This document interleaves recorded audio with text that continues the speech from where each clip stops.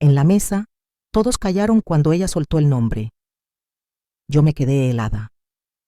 El sonido de la cuchara contra el plato fue el único ruido que sobrevivió al silencio. Sentí el aire volverse denso, como si la casa misma contuviera la respiración. Por un segundo, me pareció que el tiempo se dobló. El reloj del muro tardó en dar la siguiente marca. La luz sobre la mesa pareció atenuarse y el café en mi taza se enfrió sin que yo lo advirtiera. Era mi familia frente a mí, las voces con las que había tejido mis días, y en medio de esa rutina apareció una palabra que rompió todo el escenario que conocía. Soy madre. Lo digo con el peso de las veces que he velado por sueños pequeños, de las noches en vela por febriles, de las decisiones que siempre ponen primero a los hijos.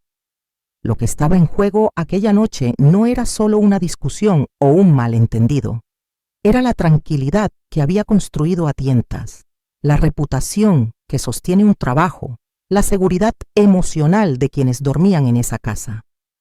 Sentí, con crudeza, que todo podía desmoronarse en minutos. No voy a quedarme en adjetivos. Lo que ocurrió después fue una exposición pública de una verdad oculta. No fue un murmullo para la familia. Fue una revelación que se filtró y cambió la forma en que nos miraron otros y nos miramos entre nosotros. Hubo reacciones que nadie esperaba, miradas que se hicieron cuchillo, silencios que cayeron como losas, personas que tomaron distancia antes de que yo pudiera entender por qué. Todo eso pasó en una hora que parece haberse alargado hasta el infinito.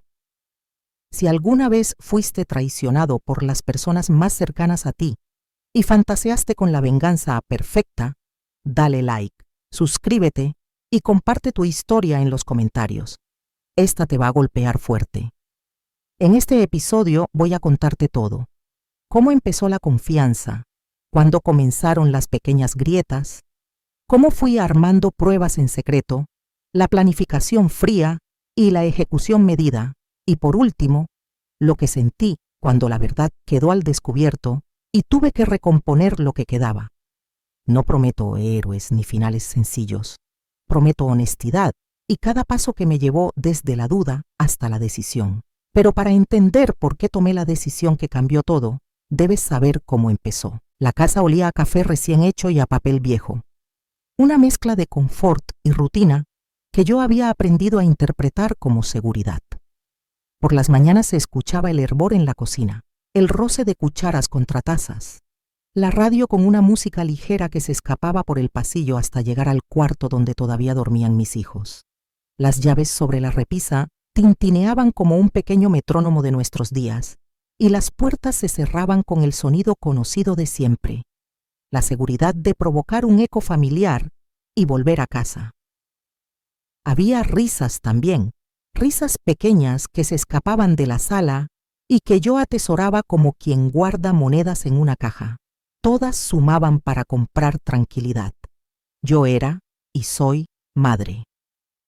Esa palabra pesa como una promesa que se renueva cada noche y cada mañana.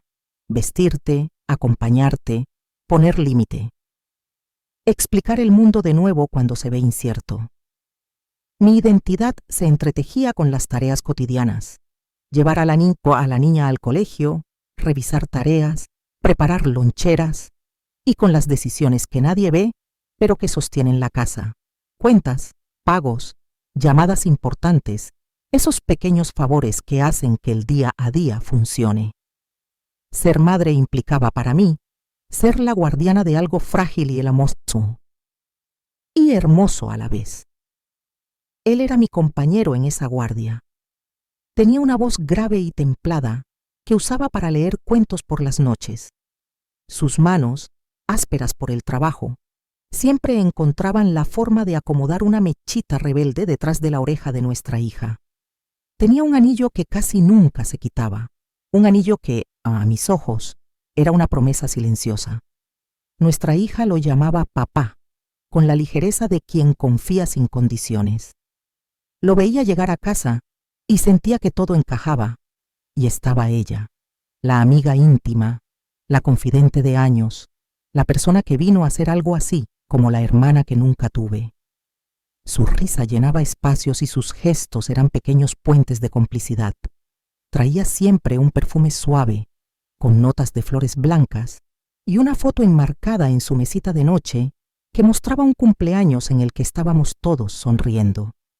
Con el tiempo, sin darme cuenta, la invité a tantas rutinas que se volvió parte del latido cotidiano. Fiestas, reuniones, conversaciones a medianoche, confesiones sobre miedos y planes. Compartimos secretos como quien intercambia piezas de un rompecabezas, y en ese mapa de trozos supe ubicar a cada persona. Recuerdo las mañanas en que, antes de que la casa se despertara del todo, nos sentábamos en la cocina con la luz pálida y hablábamos de cosas simples. ¿Cómo dormiste?, preguntaba él, y yo respondía con la honestidad de la costumbre, un poco inquieta, pero tranquila.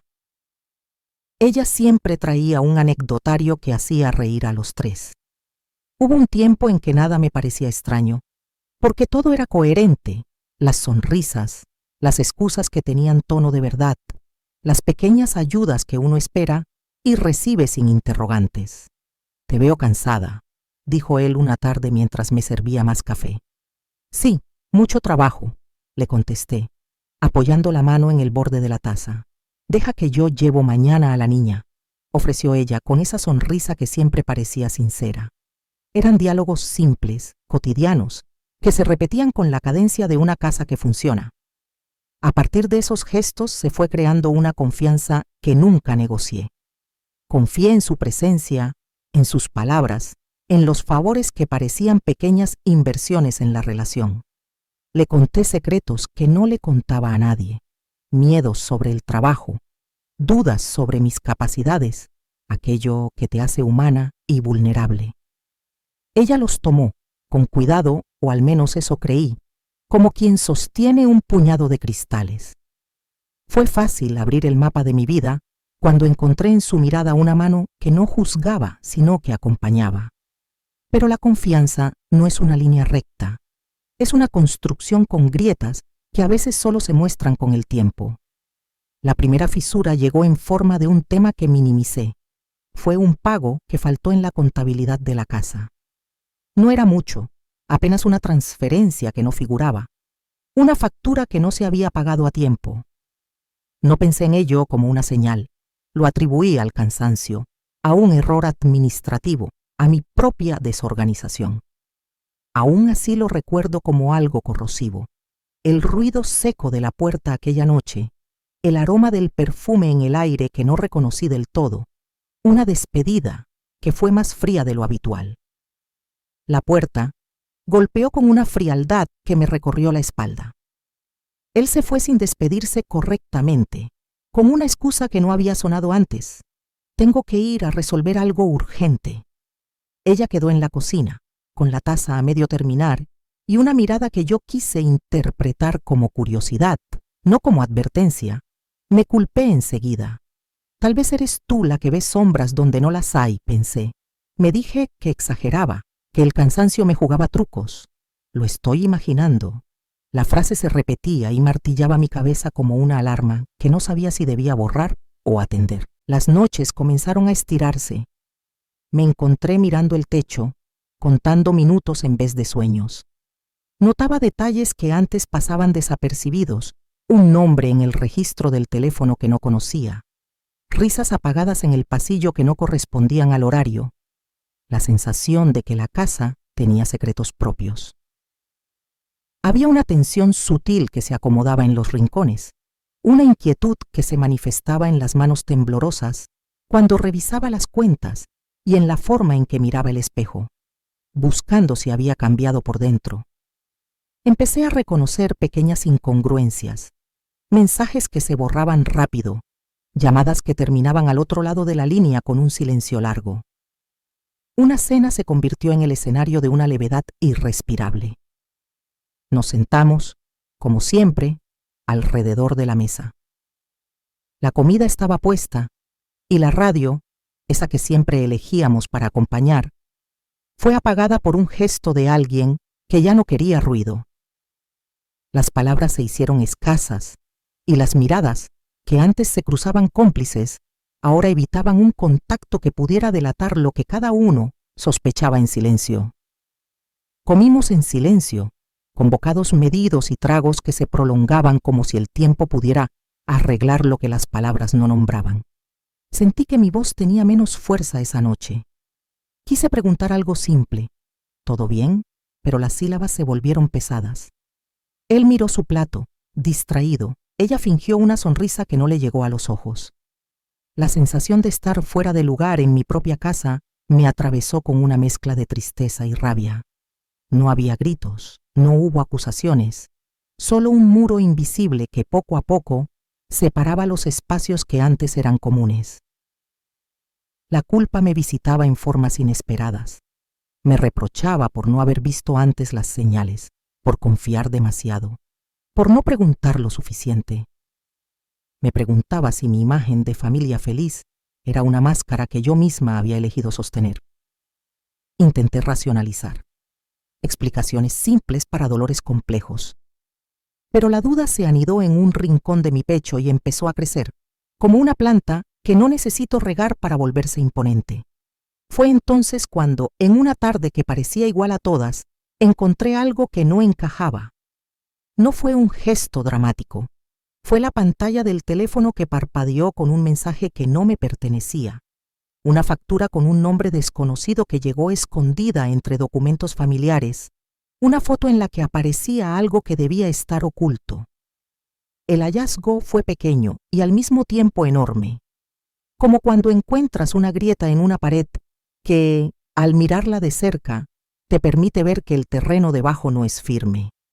Sostuve el papel con las manos que juraron no temblar y sentí cómo la música interna, esa que había acompañado mis días, subía de volumen hasta volverse intranquila.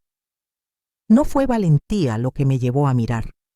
Fue la curiosidad hinchada por noches de dudas y la decisión mínima de no ignorar una señal.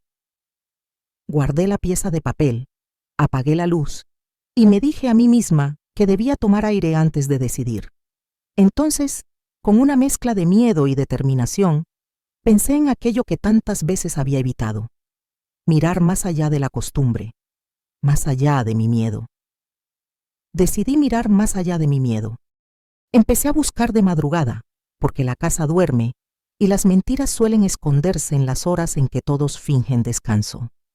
Me senté en la mesa de la cocina con la luz tenue del teléfono como único faro. El timbre del refrigerador parecía un latido acompasado en la penumbra.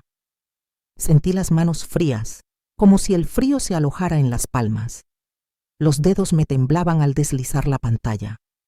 El vidrio estaba frío, exactamente como el silencio que había llenado nuestra casa desde aquella cena. Mi corazón golpeaba con fuerza contra las costillas. Un tambor oblicuo que insistía en recordar que había algo en juego más grande que una simple desconfianza. Empecé por lo obvio: el teléfono. Abrí aplicaciones con la esperanza tonta de no encontrar nada. Miré conversaciones, notificaciones borradas, mensajes archivados, cualquier rastro que fuera demasiado cuidadoso para ser casual. Revisé el historial de llamadas. Había números que no reconocía y registros con horas que me clavaron el estómago. Llamadas a las 2, 3 de la mañana. Pequeñas ventanas de vida fuera de la nuestra. La pantalla parecía escupir verdades en letra fría. Cada nombre desconocido era una roca que caía en la profundidad de mi pecho. Luego pasé a los papeles. Saqué la carpeta donde guardábamos facturas y garantías. Abrí sobres con la misma reverencia con la que uno descubre cartas antiguas. Había transferencias a cuentas que no entendía, conceptos que no encajaban con lo que sabíamos, pagos por servicios, retiros en cajeros en días en los que juraban estar en casa. Fui tocando cada hoja con la sensación de que si no la miraba fijamente, la realidad podría volver a disfrazarse de normalidad. La tinta, el sello del banco, la factura marcada con una fecha, detalles que se clavaban como pequeñas astillas. No quiero saberlo, me decía una voz temblorosa que buscaba posarse en la lógica. Pero otra voz, más feroz, más clara, respondía: sí, Tienes que saber. Me autoculpaba en un ciclo absurdo. ¿Cómo no me di cuenta? ¿Qué clase de madre soy si no veo lo que pasa bajo mi propio techo? Traté de racionalizar las omisiones, errores bancarios, confusiones, gestos inofensivos. Mis pensamientos eran una cuerda floja entre la esperanza y la sospecha. La primera evidencia que me desmoronó del todo no fue un gran archivo ni una grabación cinematográfica. Fue algo pequeño y perfectamente cotidiano, una foto. No era explícita en ningún sentido escandaloso, pero sí lo suficientemente reveladora. Él y ella muy cerca, sonriendo con una familiaridad que yo creía reservada para nosotros. No era una imagen de alcoba, era una imagen de complicidad. El gesto simple de su mano en la espalda de ella, la forma en que inclinaban la cabeza uno hacia el otro, todo eso me habló de una intimidad que no debía existir. Al verla, me vino un vértigo frío. El estómago se me revolvió y tuve que sujetarme a la mesa para no caer. Un sudor pegajoso apareció en mi nuca. La náusea emocional me hizo cerrar los ojos un instante para no vomitar la decepción. Encontré también mensajes que se cruzaban con risas, guiños en palabras, planes sutiles. No eran conversaciones que dijeran lo que buscaba en titulares, pero sí un patrón. Confidencias que implicaban acuerdos, comentarios que excluían a otros, un lenguaje mixto entre lo afectuoso y lo cómplice. Había transferencias con conceptos vagos y llamadas que terminaban con silencios largos. Juntando las piezas, la imagen se fue armando con la precisión inapelable de un rompecabezas que no deja lugar a la duda. La primera vez que lo confronté, intenté sostener la calma con una dignidad que me costó conseguir. Me acomodé la voz como quien alisa una tela arrugada y le dije, como quien pregunta por el clima: «¿Hiciste esta transferencia? No entiendo por qué figura en los pagos de la casa». Él me miró con una expresión lenta, midiendo, y respondió con esa voz que antes me tranquilizaba: «Probablemente fue un error del banco, cariño, no te preocupes». Ella, la confidente que había sido puente, dijo con una risa forzada algo que fue un cuchillo: «Estás viendo sombras. Siempre te pones a pensar cosas cuando estás cansada». «No lo estoy imaginando», dije, porque ya no me alcanzaba la calma.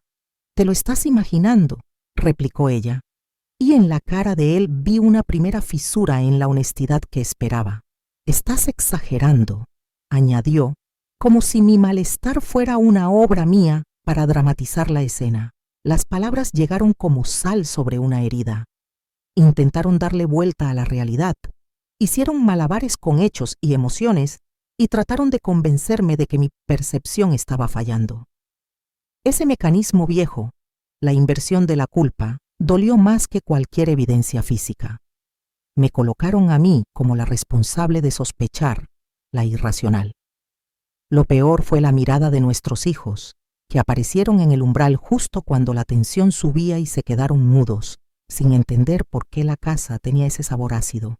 La discusión se rompió en fragmentos. No hubo gritos que valieran la pena, solo reproches con un veneno sutil y la frialdad de justificaciones mecánicas. Las palabras dieron paso al silencio, y el silencio al cierre de puertas. Él se levantó con la compostura de quien sabe esquivar la verdad y salió de la casa para calmar la tormenta, o para esperar en el coche. No supe. La puerta se cerró con un golpe sordo y la escena quedó suspendida en una atmósfera de vidrio roto. Nada cortado en pedazos, pero todo fragmentado en cómo lo miraba ahora. La fractura dejó rastros. La vecina, que volvió tarde a devolver un utensilio, encontró la puerta entreabierta y vio a los niños en la sala, con ojos grandes y preguntas que no sabían formular. Los rumores, que antes eran leves ecos en la escalera, comenzaron a tener voz propia. En el trabajo, mi nombre fue dicho con cautela por quien antes sonreía sin medida. La familia extendida empezó a mirar con un celo nuevo. Algunos adoptaron una postura de distancia como si el escándalo fuera contagioso. Sentí el peso de las miradas como si cargara con algo que no me pertenecía, pero que, de alguna manera debía limpiar. Y luego vino el punto de quiebre, esa hora en que la pasividad dejó de ser opción. Me hallé sola en la habitación, las cortinas listas para el sueño, pero el sueño no vino. Recorrí mentalmente cada gesto, cada excusa, y reconocí la misma estrategia: negar hasta que la verdad parezca una invención. La rabia me subía lenta y cegadora. La necesidad de proteger a mis hijos se mezclaba con la urgencia de proteger mi propia dignidad. No podía permitir que esa versión de la realidad, la que ellos ofrecían, quedara sin respuesta.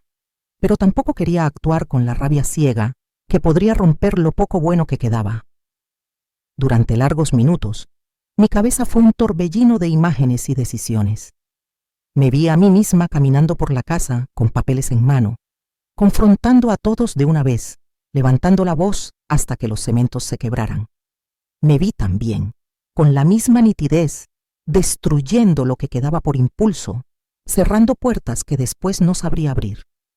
Recordé las noches en vela por fiebre de mis hijos, recordé cada palabra que me había nutrido como madre y me exigí sensatez. No era solo mi orgullo lo que estaba en juego, era la seguridad emocional de quienes dependen de mí, la estabilidad de rutinas que sostienen mentes pequeñas. En ese momento, decidí que no podía ceder al teatro de la culpa ni al ruido de las apariencias. No sería yo la que, por pánico, permitiera que la verdad se enterrara bajo excusas y manipulaciones. Me prometí que actuaría, pero con cabeza fría. No planeé venganzas grandilocuentes ni búsquedas de humillación gratuita. Planeé una estrategia fría, precisa, pensada para exponer sin destruir inútilmente. Reuniría pruebas contundentes, no para herir por placer, sino para limpiar el nombre de los míos y el mío propio. Si iba a recuperar lo que era mío, lo haría con cabeza fría. Me senté en la mesa de la cocina con una libreta vieja, la misma que usaba para anotar las tareas del colegio y los menús de la semana.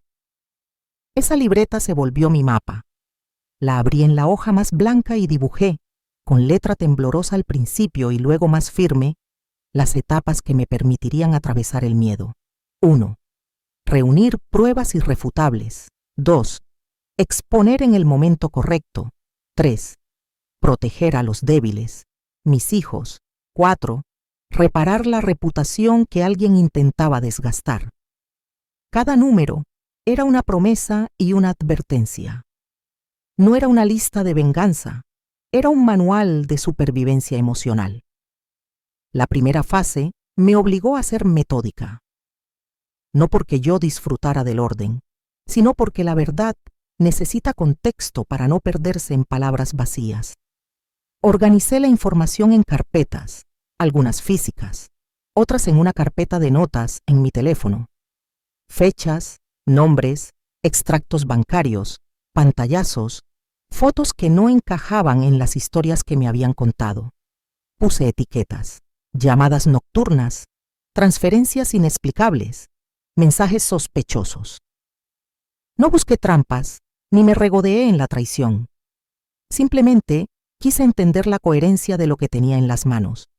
Las fotos las imprimí y las coloqué sobre la mesa como piezas de un tablero. Mirarlas una vez me dio náuseas. Mirarlas de nuevo fue entender patrones. Había gestos, coincidencias de horarios, sonrisas que se repetían en contextos donde yo no estaba. Guardé grabaciones que ya existían, audios que él había enviado para cuestiones de trabajo y que, escuchados con atención, presentaban silencios que ahora parecían significativos. No voy a entrar en detalles técnicos. No me volví experta en nada que no fuera reconocer el ritmo de una mentira cuando la escuchas tantas veces que ya no suena natural. Busqué testigos discretos, personas que habían estado presentes sin percatarse de que eran piezas claves, vecinos que recordaban llegar a ciertas horas, la señora del kiosco que había visto a alguien comprar 2 cafés a la madrugada. Todo esto lo anoté, no para armar una conspiración, sino para que la imagen emergiera completa.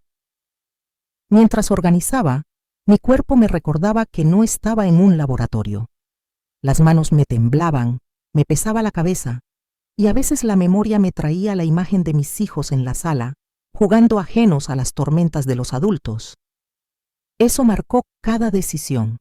La protección de ellos no era un capítulo más, era el corazón de todo el plan. Cada vez que pensaba en exponernos públicamente, esa imagen volvía. Sus rostros, sus voces, la fragilidad de su rutina. ¿Hasta dónde llegaría? ¿Podía arriesgar su estabilidad por una verdad que aún necesitaba pruebas? Esas preguntas me mordían en la noche. Busqué a alguien que fuera puente, no justiciera. Llamé a mi hermana primero. Ella es de pocas palabras, pero manos de trabajo. Tiene esa mirada que no se impresiona fácil. Le hablé en voz baja, porque los hijos dormían y las paredes del silencio parecen escuchar más tarde. Le expliqué lo que sospechaba y le mostré 2 o 3 cosas que no podían ser descartadas con una sonrisa. Ella no gritó ni me juzgó. «Lo siento», dijo, y luego, más práctica. «¿Qué necesitas que haga?» No le pedí que confrontara. Le pedí discreción, compañía y ayuda para mantener la calma cuando todo amenazara con desbordarse. Su contribución fue simple y vital. Estar ahí, escuchar y ayudarme a ordenar la información sin dramatizarla. También hablé con un viejo amigo del trabajo que, sin saberlo, se convirtió en aliado por su ojo clínico para los números. Me asesoró sobre cómo interpretar movimientos en cuentas sin entrar en tecnicismos legales. Me enseñó a identificar patrones en extractos que yo al principio confundía. «No te dejes llevar por la rabia», me dijo en un mensaje.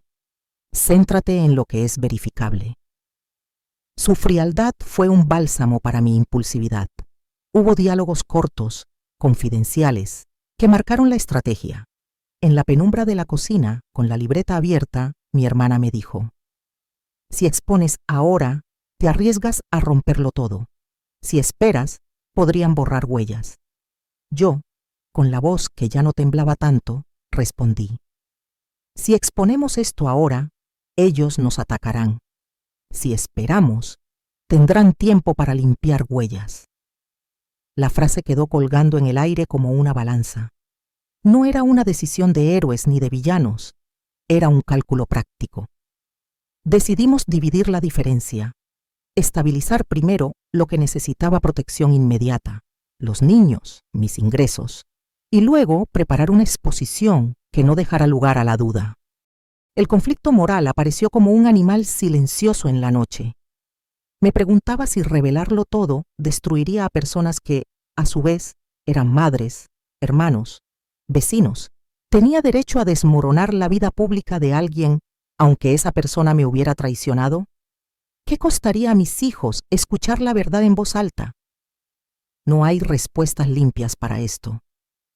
Hubo noches en que lloré por eso, por la posible pérdida de una familia unida y por la seguridad de mis hijos.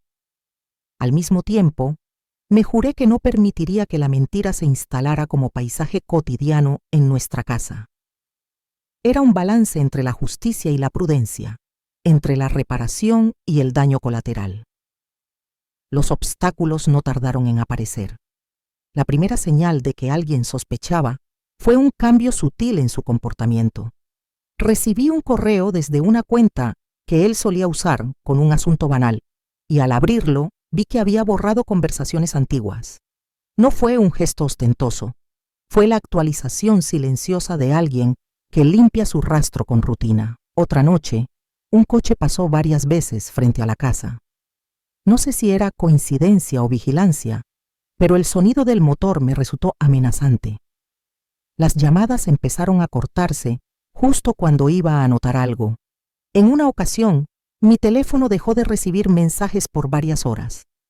Cosas que podrían ser accidentes, y sin embargo, se acumulaban como piezas que encajan en un rompecabezas siniestramente lógico. 3 horas. En el sentido del tiempo que yo ya medía en horas de vigilia, encontré un correo reenviado que no debía existir. Era un detalle menor para cualquiera, pero para mí era otra piedra en la ruta. Alguien había intentado manipular la narrativa borrando una comunicación crucial. Mi pulso se aceleró. La sensación de que tenían tiempo y herramientas para borrar lo que yo encontraba me hizo ajustar la estrategia. La vigilia fue larga. Me gustaba imaginar el olor del otoño en la ventana abierta, hojas que crujían y se mezclaban con la radio apagada. Ese olor se volvió a asociar con mis noches de investigación. A veces, el silencio se interrumpía por un timbrazo tarde, y temía que fuera él buscando telefonarme para ver qué sabía. Otras veces era la lluvia, y la lluvia tenía la virtud de hacer todo más íntimo, más contemplativo. En una de esas noches, escuché un clic en la escalera y tuve que contener un movimiento impulsivo. Era mi hija que volvía de una reunión con amigas. La vi pasar con su mochila, despreocupada, y recordé por qué todo debía hacerse con cautela. Las marcas de progreso fueron pequeñas victorias. Un extracto bancario que coincidía con una transferencia, una captura de pantalla que no se había borrado, un testigo que recordó un horario. Cada vez que anotaba una nueva pieza, me daba un pequeño respiro. Pero también hubo retrocesos, mensajes que desaparecían al minuto, explicaciones que sonaban plausibles para quien no conoce el contexto. Esos vaivenes me desgastaban. Aprendí a celebrar en silencio las pequeñas confirmaciones y a preparar un plan B cuando algo se perdía. 6. En otra vigilia medida por la ansiedad, recibí una llamada de la señora del kiosco. Había visto a ellos salir juntos una madrugada con 2 cafés en las manos. No era la prueba definitiva, pero la palabra de una persona externa, sin interés, suma peso cuando las manos que mienten son las tuyas. Esa llamada fue un empujón. Empecé a ensamblar el timing que necesitaba. Si tenía un testigo, una foto, un movimiento bancario y una grabación que confirmara las horas, entonces la exposición sería difícil de revertir. El diálogo clave con mi amiga, la hermana, fue breve y crudo. ¿Lo exponemos ahora o esperamos?, preguntó ella. Esperamos lo suficiente para tener todo lo que necesitamos, pero no tanto como para que limpien huellas, contesté. Ambos sabíamos que la paciencia era una trampa si la otra parte estaba barriendo el rastro. También sabíamos que precipitarse podía convertirnos en protagonistas de un circo. Decidimos una ventana. Juntar pruebas durante 2 semanas, asegurar la estabilidad de los niños en la escuela y en casa, y preparar a un tercero, un profesional, en caso de que la exposición necesitara soporte formal. El montaje de preparación fue meticuloso. Hice copias de todo y las guardé en lugares distintos. Informé a mi hermana de los pasos a seguir si algo salía mal. Redacté, en borrador, la secuencia de exposición. Primero la documentación pública que demostrara las transferencias. Luego las conversaciones y la foto que mostraba la familiaridad. Por último, una carta. No para herir, sino para explicar a quienes quisieran entender lo que había sucedido. No planeé humillaciones, planifiqué claridad. En la mesa, con una lámpara que proyectaba sombra, repasé cada pieza como quien ensaya una canción difícil, frase por frase, hasta que la respiración coincidiera con las pausas. 9. Una última comprobación antes de dar un paso mayor. Confirmé que los niños tendrían con quién quedarse si la situación se volvía pública. Nada permitiría que mi enojo pusiera en riesgo su sosiego. Esa confirmación fue un alivio enorme. Con eso, mi determinación dejó la ambivalencia. No sería impulsiva, no sería destructiva por orgullo. Si iba a recuperar lo que era mío, lo haría con cabeza fría. Elegí un lugar que me diera control y a la vez parecía inocuo. La sala comunal del colegio, después de una charla de padres. Había gente conocida, caras que saludaban con el gesto automático de quien comparte solo horarios y fiestas de cumpleaños.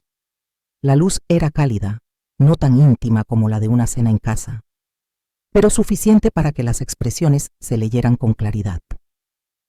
Puse mesas redondas, serví café. Esa excusa mundana para reunirlos. Y esperé que la normalidad hiciera lo suyo, que las conversaciones se desanudaran y que, en ese tejido de palabras, mi prueba encontrara su lugar. La puesta en escena la imaginé como un tablero de ajedrez, luces, ruidos de cucharillas contra tazas, miradas que se posan sin prisa, respiraciones que intentan permanecer discretas. La sensación al entrar fue la de siempre y sin embargo distinta. Cada paso me recordaba por qué había pasado noches sin dormir. El murmullo habitual de la sala me pareció un telón listo para abrirse. Me senté en el borde, con la libreta debajo del brazo, y observé. Los niños jugaban en otra esquina. Mi hija estaba allí, con su risa que me mordía el alma de ternura y me recordaba por qué debía ser cautelosa. Él llegó algo después, con esa compostura que aprendió a usar cuando la verdad apretaba. Su rostro, bajo esa luz clara, mostró primero síntomas de nervios. La frente más tensa, una mano que repicaba en la taza. Ella sonreía demasiado tranquila, como si la impunidad fuera una prenda que le sentara bien. Cuando empecé, lo hice con calma. Hice una pregunta general. Hablé de la importancia de la honestidad, del valor de la transparencia en la escuela. Era un preámbulo. Las palabras fueron pequeñas piezas hasta armar la estructura. Yo hablaba de responsabilidades y de confianza, y la gente asentía sin saber que yo sujetaba pruebas en la palma de la mano. Sentí cómo el aire cambiaba, las conversaciones se tensaban, las cabezas comenzaron a voltear sin prisa hacia nosotros. Fue entonces cuando, con la simpleza de quien entrega un informe, mostré la primera pieza, una copia de una transferencia, el nombre que ya no podía ocultarse. La luz sobre el papel lo revelaba todo con una precisión casi cruel. La reacción inicial del otro lado fue humana y previsible. Vi cómo el color le huía de la cara a él, un matiz que retrocedía desde la piel hasta la nuca. Sus ojos buscaron apoyo inmediato. La primera defensa fue el desconcierto. Debe ser un error, dijo, o al menos eso pareció antes de que las palabras quedaran en un murmullo sin fuerza. Ella sonrió con una calma que ya no me resultaba espontánea. Su respiración se hizo más corta. Noté que su mano izquierda buscó sin decirlo un punto de apoyo en la mesa, como quien necesita sostenerse. En esa sala, el sonido de una cucharilla cayendo al plato resonó como un latido desordenado. El tiempo, por un instante, se volvió denso. Cámara lenta en los gestos, en las cejas que se alzaban, en la gente que empezaba a formar pequeñas agrupaciones con los ojos llenos de curiosidad. Pero la vida no es un guión pulcro. A mitad de la exposición, cuando mi voz ya había marcado el curso y las miradas se inclinaban hacia nosotros, ocurrió lo que más temía, un testigo clave. Alguien que yo había esperado que confirmara mi cronología, caminó hacia mí con una expresión vacilante y dijo que se había confundido. Sus palabras fueron un latigazo seco. No, yo no recuerdo bien. Tal vez fue otra fecha. La retractación fue como si alguien hubiera soplado una vela en medio de una canción. La nota se apagó y el eco dejó de ser contundente. Por un segundo sentí que el piso se movía. El murmullo en la sala cobró diferentes tonos: incredulidad, simpatía y, para algunos, la comodidad de pensar que las cosas no eran tan graves. Lo que siguió fue una maniobra que conocía bien. La persona traicionera habló con suavidad. Hizo una pausa pensada, pronunció una frase que buscaba sembrar duda. Creo que todo esto es un malentendido. No hay intención de dañarla. Su voz, que había sido consuelo en mi casa, ahora se afinaba a la manipulación. Observé cómo pequeñas expresiones se transformaban en aliados temporales. Miradas protectoras que antes eran para mí, ahora giraban hacia su versión. Sentí la tensión subiendo como un cable que se tensa antes de romper. El público, que había entrado buscando noticias de la escuela, se encontró con un drama doméstico que no todos querían ver prolongado.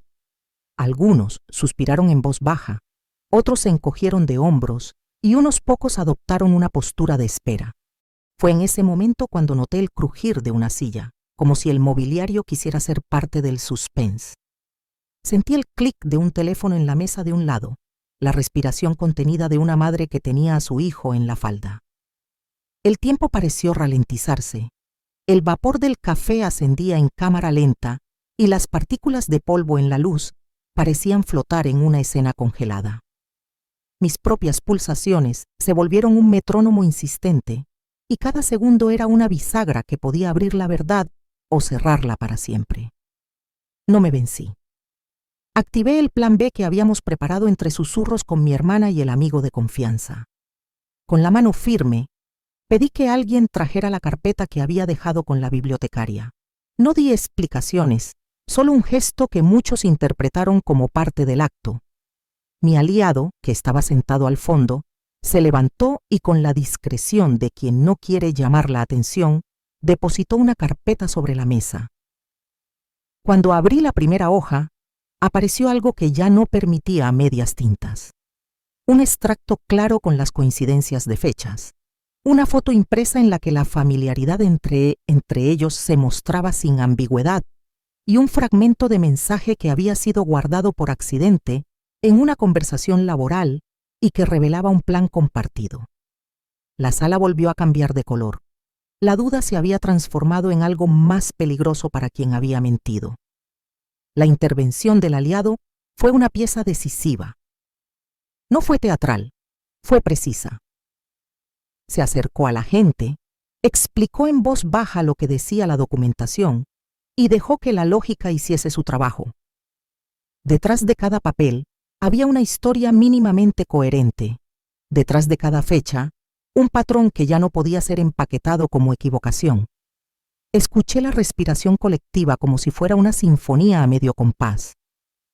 Hubo pausas largas entre un documento mostrado y el siguiente, pequeñas respiraciones que eran bombas de oxígeno para mi nervio. Las miradas comenzaron a recorrer la sala, buscando espacios donde apoyar la incredulidad. Aún así, el antagonista no desistió. Buscó manipular la audiencia con una versión emotiva.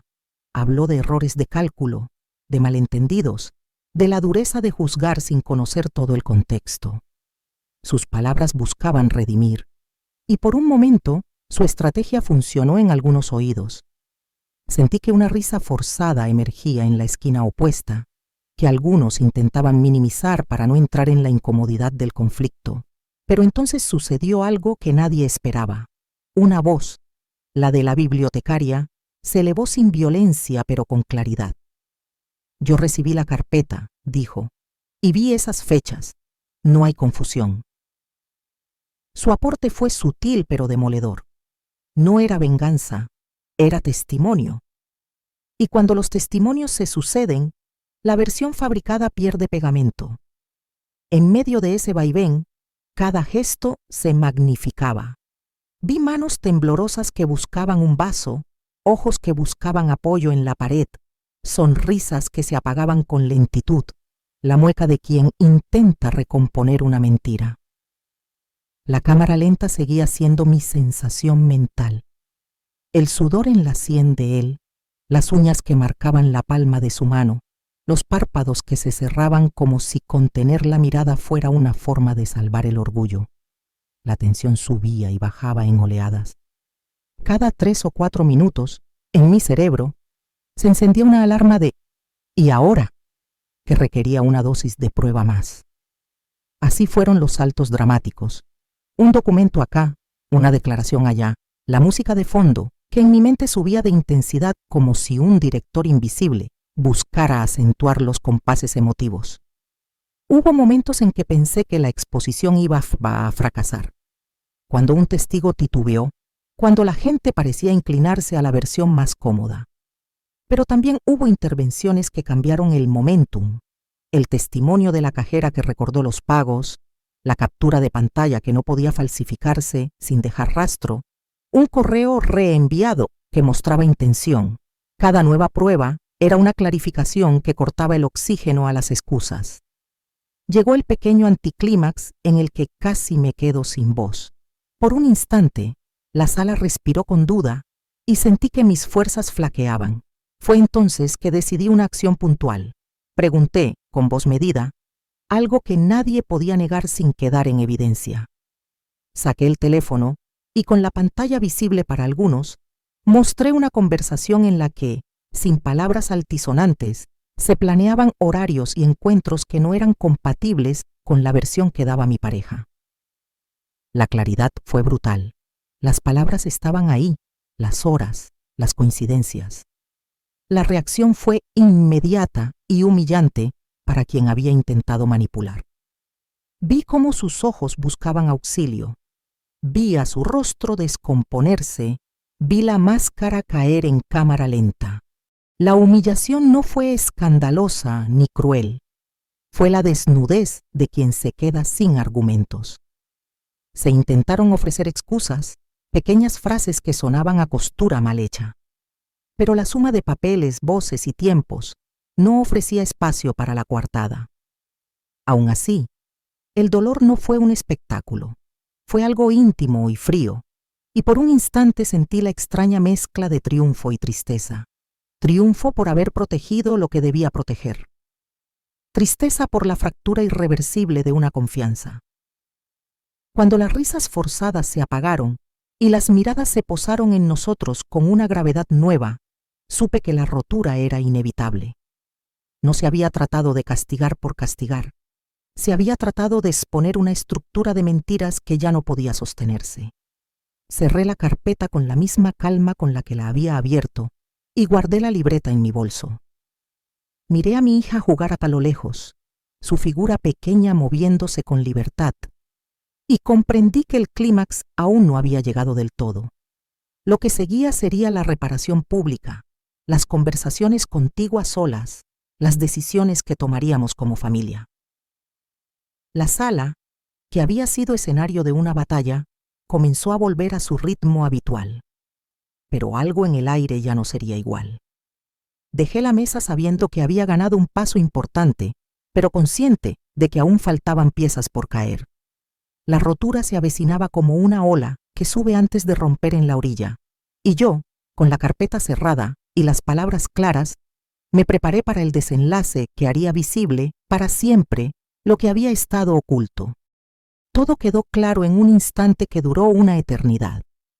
La última pieza cayó en el lugar correcto, en la sala donde habíamos convocado a algunos pocos, familiares cercanos, la bibliotecaria, la vecina, la directora del colegio.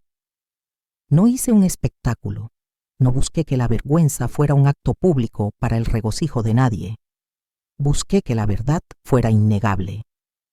Puse sobre la mesa la carpeta que ya conocían, pero esta vez la abrí con la firme calma de quien ya no necesita dramatismo. Extractos, fotos, mensajes, testimonios escritos.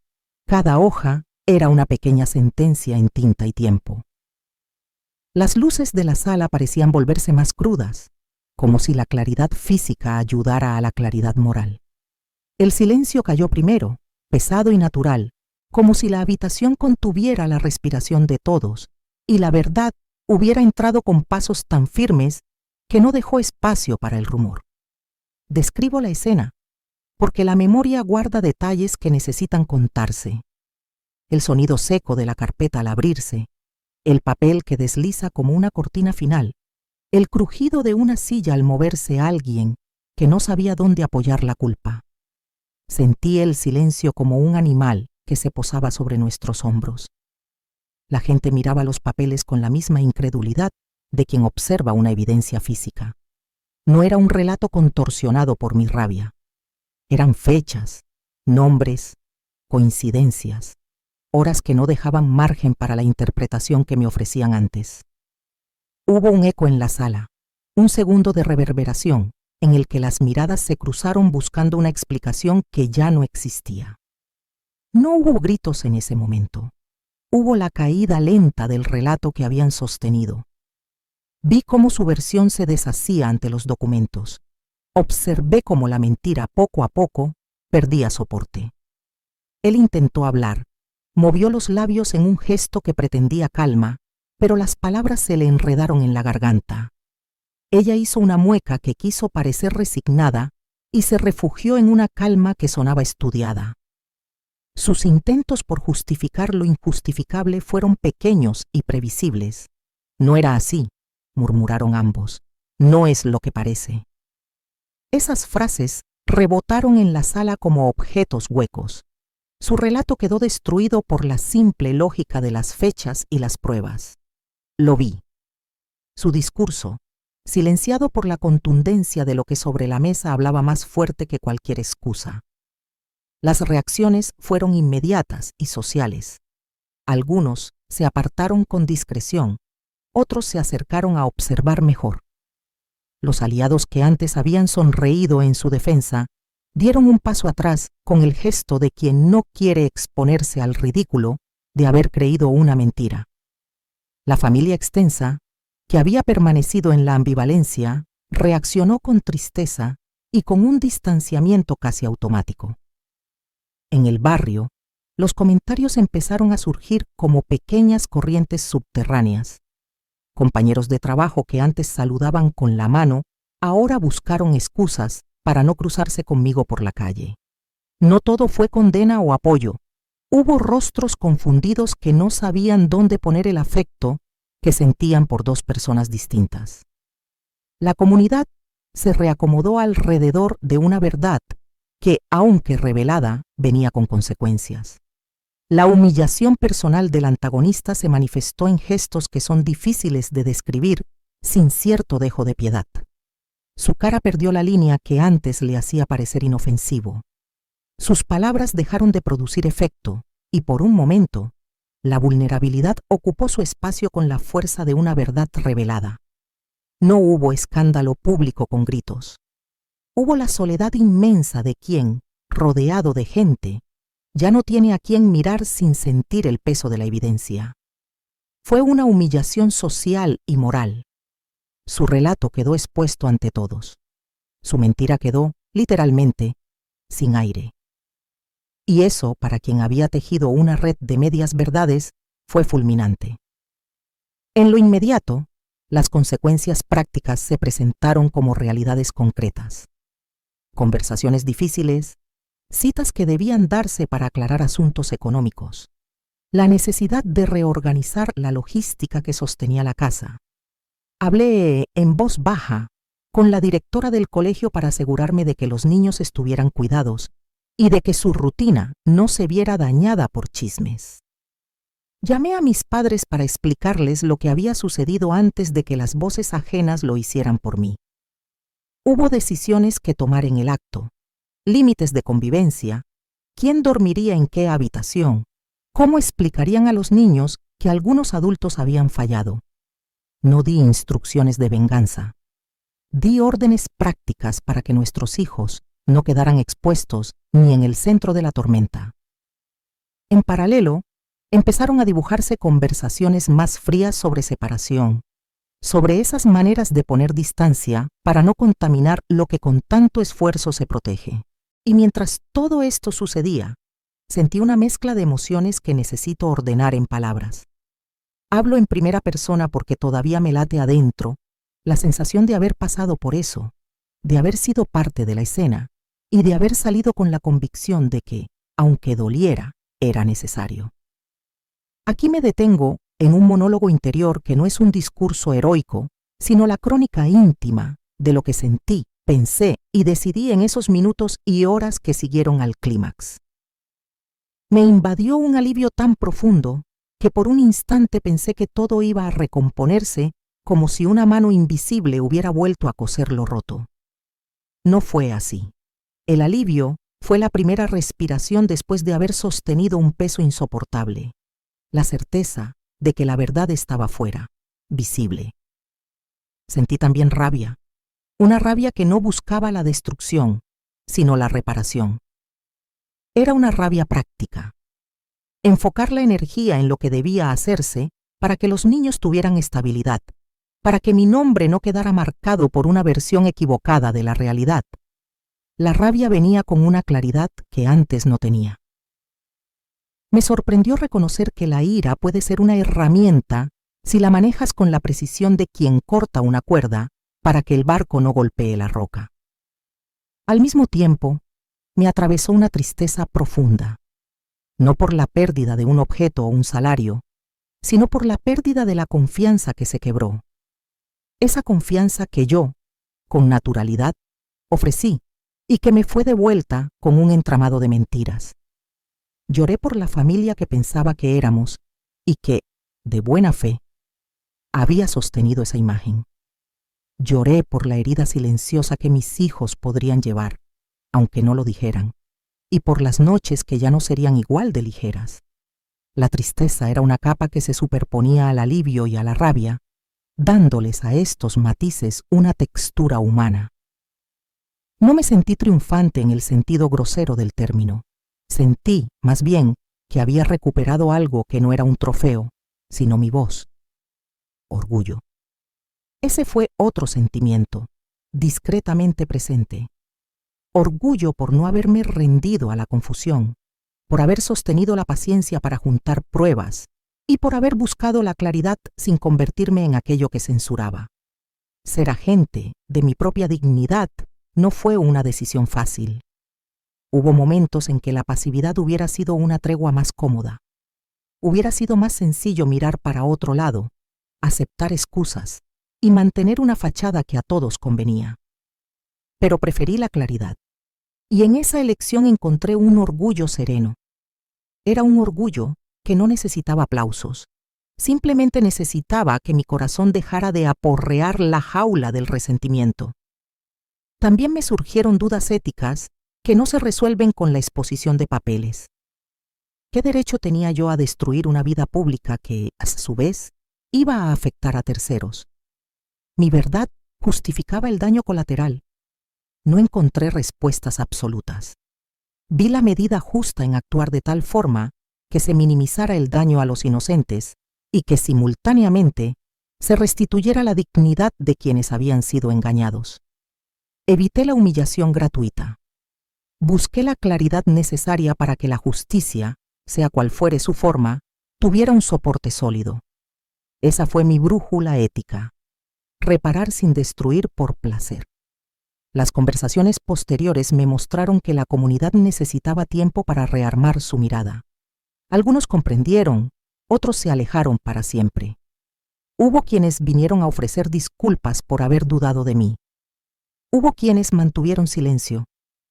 En lo íntimo, las reparaciones no fueron inmediatas.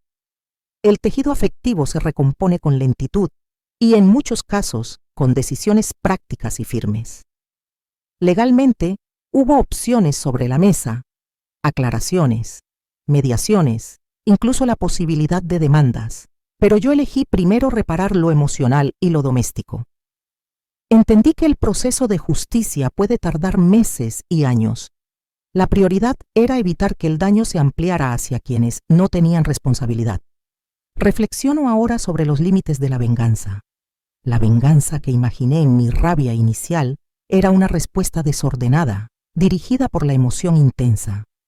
La planificación me enseñó que la diferencia entre justicia y destrucción está en la intención y la medida. Justificar la exposición como venganza pura puede nublar la verdadera necesidad. Proteger a mis hijos, limpiar mi nombre, restituir la verdad. Proceder desde la lógica y la ética evita convertirte en aquello que denuncias. No siempre es sencillo. Hay días en que la idea de hacer pagar me visitó con seductora claridad. Pero la verdadera reparación no se construye sobre el deseo de ver al otro humillado. Se construye sobre la restauración de lo que se quebró, sobre límites claros y sobre medidas que impidan la repetición del daño. Al final del día, después de las conversaciones, de las explicaciones, de los mensajes y de las miradas que se fueron atemperando, me senté sola un rato en la oscuridad de mi habitación. La casa estaba en silencio, salvo por el lejano sonido del tráfico. Pensé en mis hijos, en su sueño ligero, en su respiración que aún no sabía de la tormenta. Pensé en mí, en quién era antes de todo esto y en la mujer en la que me había convertido. Más cautelosa, sin duda, más firme también. Supe que la verdad no lo arregla todo. No es una varita mágica, pero por primera vez en largos meses sentí que había recuperado algo fundamental. mi voz, mi capacidad de hablar para que se me escuche y no se me reduzca a sospechas o excusas. La verdad había salido a la luz. Había costos, había pérdidas. Pero también había una puerta abierta hacia la reconstrucción. La verdad no lo arregla todo, pero me devolvió mi voz. La historia que escuchaste empezó con una herida. La traición que llegó como un susurro y se volvió estruendo. Después vino la investigación en vela, la noche en la que decidí mirar lo que había oculto bajo la rutina. Armé un plan con la calma de quien no quiere perder más. Protegí lo frágil primero, mis hijos, su mundo, y fui juntando pruebas hasta que la verdad pudo sostenerse sin adornos. La exposición no fue un espectáculo, fue una limpieza necesaria. Y al final, la liberación llegó fría y clara. Ya no era prisionera de una versión ajena de la realidad. No quiero que esto suene a un canto a la venganza. La lección más importante que me dejó todo esto no es la satisfacción de ver caer una mentira, sino la responsabilidad de actuar con medida. La venganza desmedida aniquila tanto como la traición. La justicia que elegí fue la que protegió y restableció, no la que humilló por placer. Aprendí que protegerse implica estar atenta a las señales pequeñas, una excusa que se repite, una presencia que se ausenta en horarios extraños, un detalle que no encaja. Confiar es un acto valiente, pero mantener los ojos abiertos es una forma de amor hacia quienes dependen de ti. Si algo quisiera que te llevaras, es esto. No minimices tu intuición, pero tampoco te dejes llevar por la rabia ciega. Junta pruebas, busca apoyo discreto, prioriza a los vulnerables y actúa con cabeza fría. La verdad tiene poder sanador, pero también exige prudencia. Recuperar mi voz no me devolvió lo que se perdió en afectos fáciles, ni borró las noches rotas. Sí me dio claridad para reconstruir y establecer límites que protejan a mi familia y a mí misma. Si esta saga de venganza te dio esa descarga de justicia, aplasta el like, suscríbete para más historias épicas y comparte tu historia de venganza en los comentarios. Haz clic en el siguiente video para ver otro más. Respiro profundo ahora. La casa respira conmigo. Una ventana se abre y entra aire fresco. Hojas que crujen a lo lejos. Una música que no pide drama sino alivio. Siento cómo la noche se vuelve menos densa. La luz vuelve a tomar lugares que durante meses estuvieron sombreados. Cierro los ojos un instante, escucho mi respiración y dejo que la música suba, lenta, liberadora. Fade out al logo.